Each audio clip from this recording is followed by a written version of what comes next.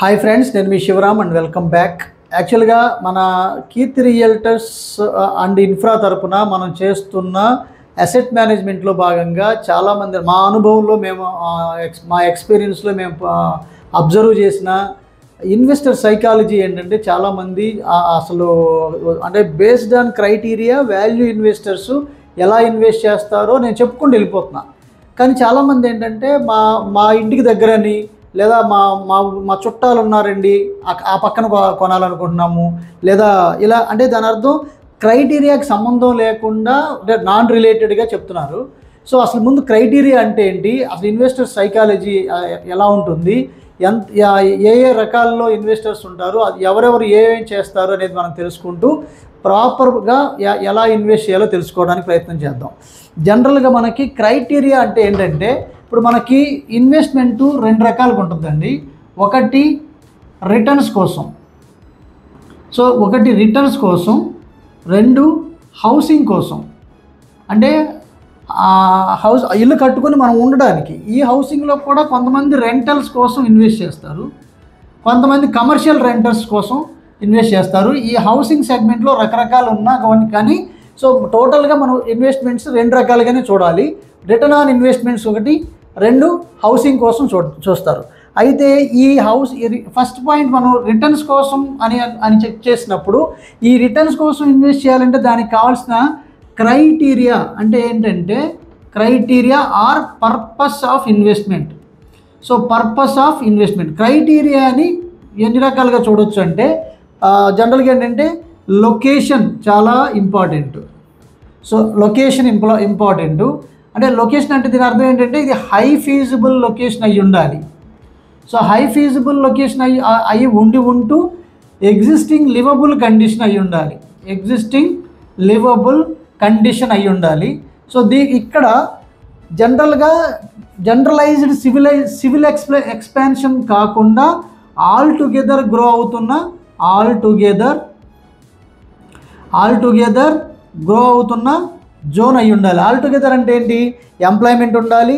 So అంటే ఆ నగరమో లేదా ఆ విలేజో లేదా ఆ టౌనో ఆ సివిలైజేషన్ ఎక్స్పాన్షన్తో పాటు అదర్ ప్లేసెస్ నుంచి ఇక్కడికి వచ్చి ఆక్యుపై చేస్తూ ఇండస్ట్రియల్ గ్రోత్ అలాగే ఎంప్లాయ్మెంట్ గ్రోత్ వస్తూ హాస్పిటాలిటీ, స్కూల్స్, కాలేజెస్, ట్రాన్స్పోర్ట్ పరంగా bus station, railway station, airport వగైరా ఇండస్ట్రియల్ గ్రోత్తో పాటు అంటే ఎంప్లాయ్మెంట్ జనరేట్ అవుతూ గ్రో అవ్వగలిగే లొకేషన్ అయి ఉండాలి. ఐటీ సెగ్మెంట్స్ కానీ లేదా ఇండస్ట్రియల్ కారిడార్ కానీ లేదంటే ఏపీఐఐసి డెవలప్మెంట్స్ కానీ లేదా అలా ఇండస్ట్రియలైజేషన్ జరుగుతూ ఉన్న లొకేషన్ అయి ఉండాలి.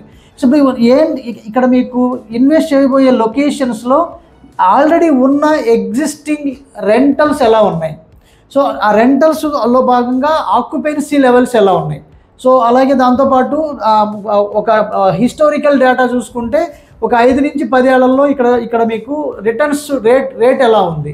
సో అలా ఇలా డిఫరెంట్ ఆస్పెక్ట్స్ని మనం డిస్కస్ చేసుకుని బేస్డ్ ఆన్ దీస్ క్రైటీరియా మనం టోటల్గా 4 భాగాలుగా ఇన్వెస్టర్ సైకాలజీ ఇన్వెస్టర్స్ని మనం అనలైజ్ చేయొచ్చు. వాళ్ళు ఏంటంటే ఒకళ్ళు అబ్జర్వర్స్, వీళ్ళు అబ్జర్వర్స్. రెండో వాళ్ళు స్పెక్యులేటర్స్.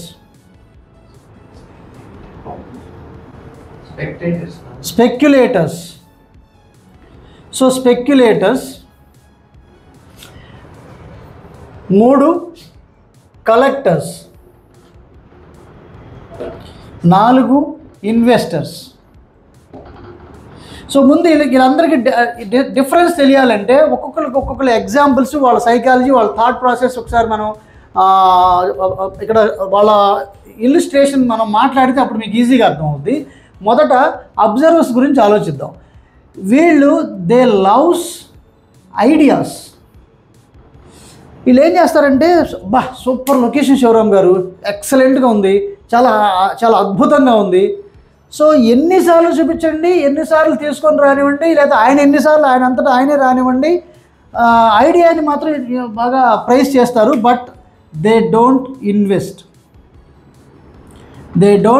ఇన్వెస్ట్ నాట్ ఎప్పటికీ వాళ్ళు పెట్టుబడి పెట్టరు.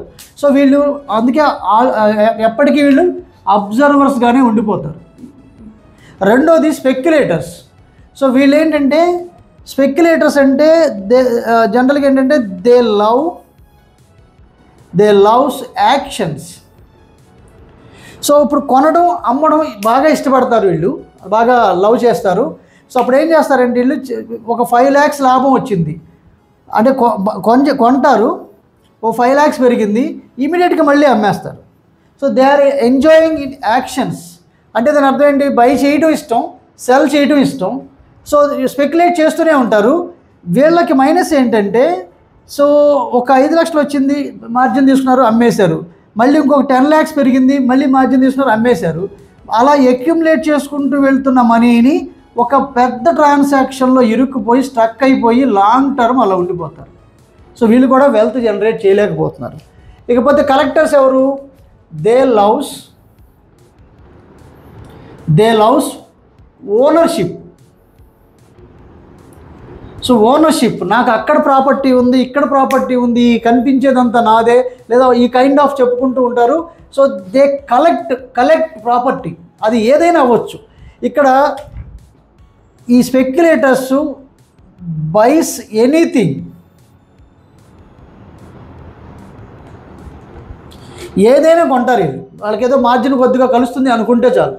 ఇక్కడ కూడా దే లవ్స్ ఓనర్షిప్, వీళ్ళు కూడా అంతే, buys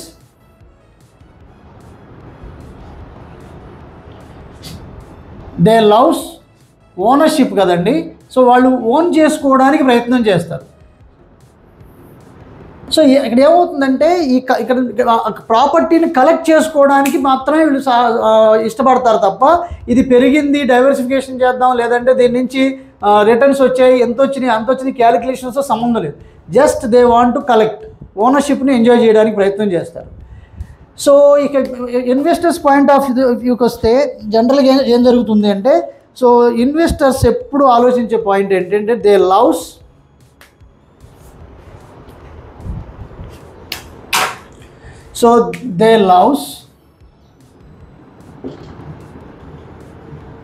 opportunity. So they wait for the opportunity and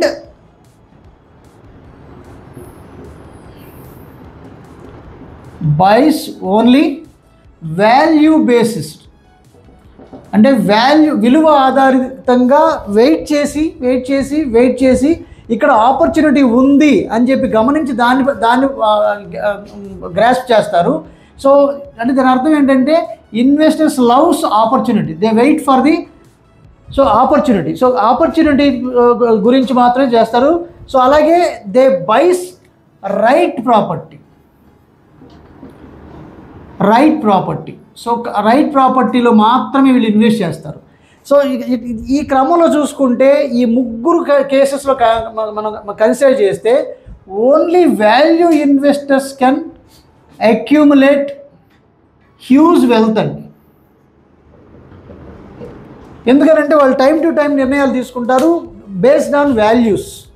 so ఇక్కడ మీ ముగ్గురు కేసెస్లో కూడా మనం అబ్జర్వ్ చేయాల్సింది ఏంటంటే, వీళ్ళు అబ్జర్వర్స్గా మిగిలిపోతున్నారు. They are not participating in actions. And these are the speculators and these are the people who participate in actions. అంటే కొంటారు అమ్ముతారు.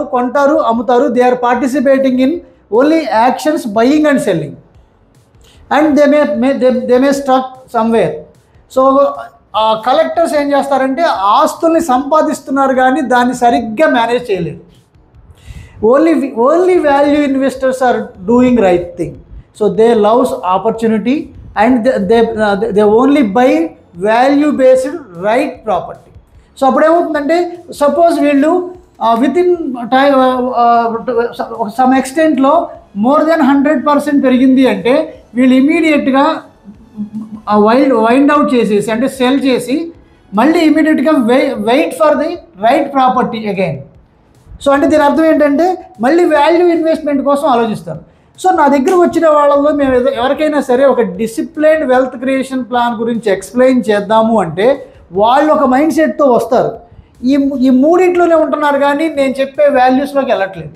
మేము 2006లో 2006లో కేవలం 200 గజాలతో మొదలుపెట్టి మన కస్టమర్స్ దగ్గరగా 20,000 పైచిలుకు స్క్వేర్ యార్డ్స్ని అక్యుములేట్ చేసి ఉన్న డిసిప్లైన్డ్ వెల్త్ క్రియేషన్ ప్లాన్ గురించి ఎక్స్ప్లెయిన్ చేద్దాము అంటే ఈ అబ్జర్వర్ వినడు. కోర్స్ వింటాడు కానీ ఆచరణలో తీసుకోడు. సో స్పెక్యులేటర్ ఏం చేస్తాడంటే he's always wait for the small margin and then immediately they sell it out and out of the game. So ఈ కలెక్టర్ ఏం చేస్తాడంటే మనం చెప్పిన ప్లాన్ మొత్తం వింటాడు కానీ ఆయన సైకాలజీలోకి ఉండిపోతాడు. అంటే ఒకసారి కొనిన తర్వాత ఇక దాని గురించి పట్టించుకోడు, ఇంకోటి కొనడానికి ప్రయత్నం చేస్తాడేమో తప్ప దాన్ని మళ్ళీ ఇది పెరిగిపోయిందంటే మనం అమ్ముతాడు, ఆస్తి అమ్ముతారా, అమ్మడం ఒక గిల్టీగా ఫీల్ అవుతారు. సో మా సొసైటీలో ఎవరికైనా తెలిస్తే మళ్ళీ ఎవరికి చెప్పకండి సార్ అంటాడు. సో ఆ కైండ్లో వీళ్ళు ఆలోచిస్తుంటారు. సో ది ఓన్లీ థింగ్ ఏంటంటే డిసిప్లైన్డ్ వెల్త్ క్రియేషన్ ప్లాన్ని ఇంప్లిమెంట్ చేసుకొని దానికి సిస్టమేటిక్గా ఇన్వెస్ట్ చేయడం ఎలాగా, వచ్చిన దాన్ని ఎలా డైవర్సిఫికేషన్ చేసుకోవాలి, డైవర్సిఫికేషన్ ద్వారా మనం కేవలం 200 గజాలతో మొదలుపెట్టి 20,000 గజాలు దాటిన తర్వాత అంటే మోర్ దాన్ 20 crores దాటిన తర్వాత మనం ఏం చేస్తున్నాం, more than 5 lakhs rupees rentals వచ్చేలాంటి కమర్షియల్ బిల్డింగ్స్ అప్పుడు పర్చేజ్ చేయడం మొదలు పెడుతున్నాం.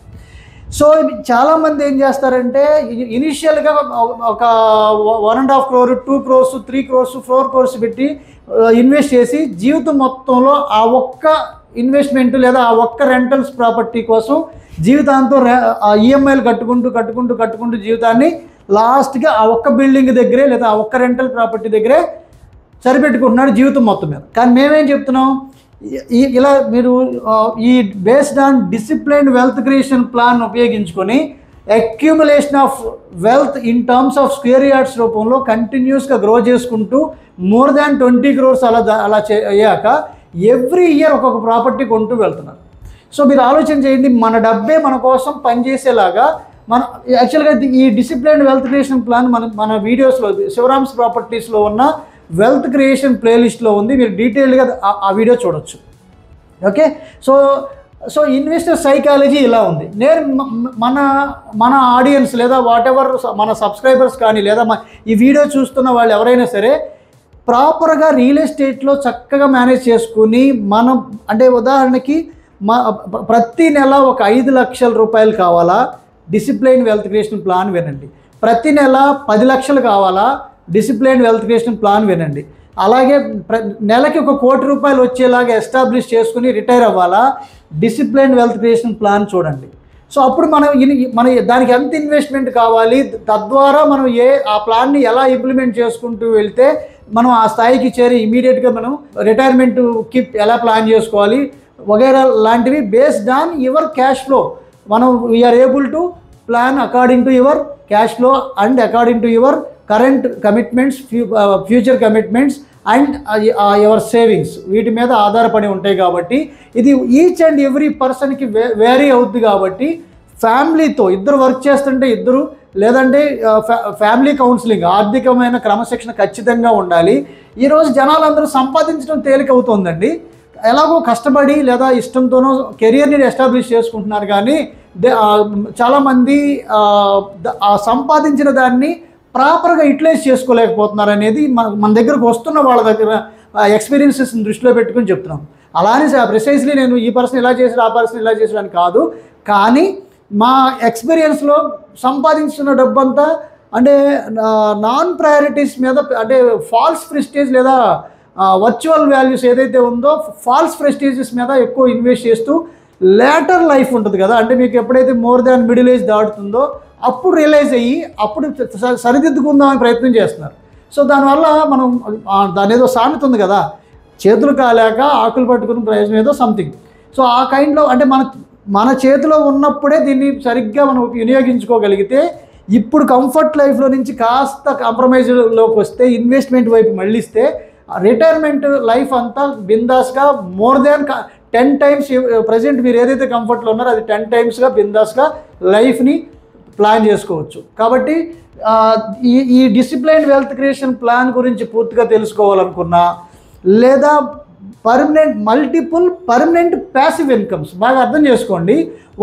ఒక్క సింగిల్ ప్యాసివ్ ఇన్కమ్ మనం పనిచేయాల్సిన అవసరం లేకుండా ఒక సింగిల్ ఇన్కమ్ ప్రతి నెల ఒక 2 లక్షల రూపాయలు వస్తేనే లైఫ్ సెట్ అనుకుంటున్న సందర్భంలో, కానీ మనకి ఫ్యూచర్ ఇన్ఫ్లేషన్ అనేది ఎంత పెరుగుద్ది అంత పెరుగుద్ది అని మనకు స్పెసిఫిక్గా చెప్పలేం. కాబట్టి సో మల్టిపుల్ పర్మనెంట్ ప్యాసివ్ ఇన్కమ్స్ని ఎస్టాబ్లిష్ చేసుకోవడం అంటే దాని అర్థం మీకు 1 crore ఎవ్రీ మంత్ మీ అకౌంట్కి వచ్చి పడేలాంటి మీ ఇప్పుడు ప్రజెంట్ ఉన్న టోటల్ నెట్వర్త్ నుంచి ఉపయోగించి ఈ మంత్లీ 1 కోటి రూపాయలు ఎలా సంపాదించుకోవాలో ఎస్టాబ్లిష్ చేసుకోవాలో కనీసం ఆ ప్లాన్ తెలుసుకొని దాన్ని ప్రాపర్ వేలో యూటిలైజ్ చేసుకుందాం, ఇన్వెస్ట్ చేసుకుందాం, దాన్ని అలా ఎస్టాబ్లిష్ చేసుకుందాం అనుకుంటే కనుక మన ఛానల్లో ఉన్న డిసిప్లైన్డ్ వెల్త్ క్రియేషన్ ప్లాన్ చూడండి. సో ఫ్రెండ్స్, మీకు ఈ వీడియో నచ్చినట్లయితే 10 మందికి షేర్ చేయండి. ఎవరికైతే ఇది ఉపయోగపడుతుందో మీరు షేర్ చేయడం ద్వారా ఒక 100 మందికి పంపించారనుకుంటే అందులో ఒక్కడికి ఉపయోగపడినా నేను ఇప్పుడు పెట్టిన నా టైం, ఇన్వెస్ట్ చేసిన ఈ టైము